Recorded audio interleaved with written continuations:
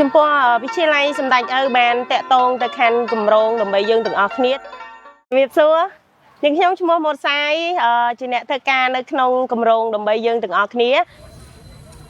ខាងស៊ីសៀនគេចាប់អារម្មណ៍តាក់ទងនឹង hydroponic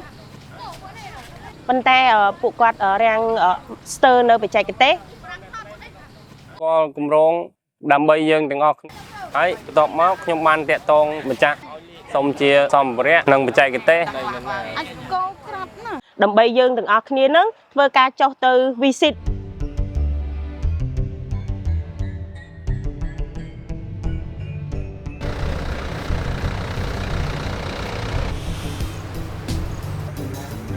ដូច្នេះហើយពួកយើងក៏បាននិយាយគ្នាអំពីការដាំដុះ hydroponic ដាំដុះដោយរបៀបណា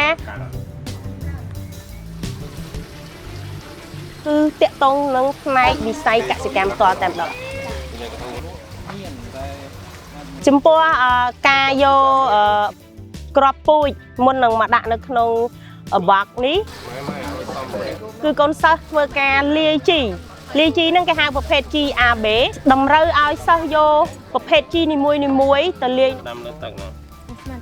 ដៃចាប់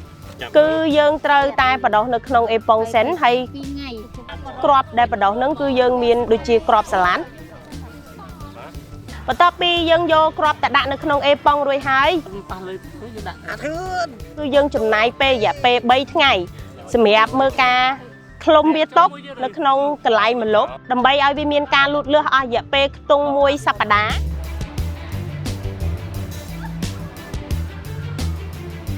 ចំពោះ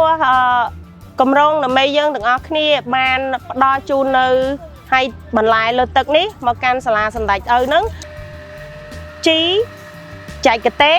ហើយជាមួយនឹងប្រព័ន្ធសាច់ខាងលើបាទគម្រោងនេះបានចំណាយទៅលើសម្ភារៈបច្ចេកទេសនិងការឲ្យថ្លៃជាងដែលគាត់មកដំឡើងនៅសាលាយើងចំណាយប៉ុណ្ណឹងនឹងក្របពូជដែលគម្រោងបានផ្ដល់ឲ្យមានសាលាមានធនធានសាច់ថ្លៃទឹកថ្លៃភ្លើង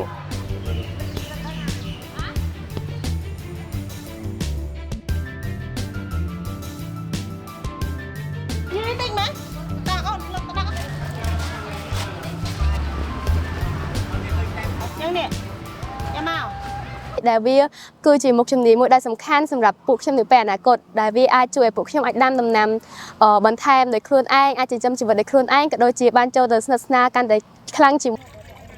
គឺជាកសិកម្មមួយយ៉ាងដែលយើងអាចដាំវាដោយមិនប្រើប្រាស់ដីបានហើយការប្រើប្រាស់នៅ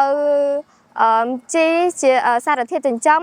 ទៅបានដោយរបៀបណានិងវាអាចជួយកាត់បន្ថយការប្រើប្រាស់ដីក៏ដូចជាកាត់បន្ថយការប្រើប្រាស់ទឹក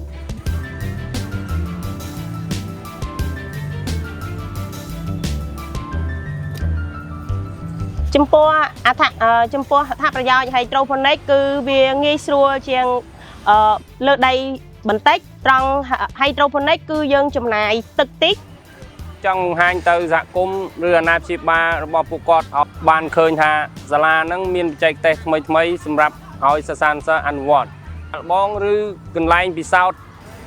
របស់សិស្សនិស្សិតឬក្រុមហ៊ុនអង្គការខ្ញុំបាទសូមអរគុណដល់គម្រោងដើម្បីយើងទាំងអស់គ្នាទទួលបានជោគជ័យគ្រប់ភារកិច្ចសូមអរគុណសម្រាប់បងប្អូនដែលនៅក្នុងប្រទេសកម្ពុជាឬក៏សាលាដែលនៅក្នុងប្រទេសកម្ពុជាដែលពួកគាត់មិនទាន់យល់ពីផ្នែកកសិកម្មពិសេសគឺបន្លែ hydroponic ពួកគាត់អាចធ្វើការមក visit មកទស្សនានៅក្នុងគម្រោងយើងក៏បាន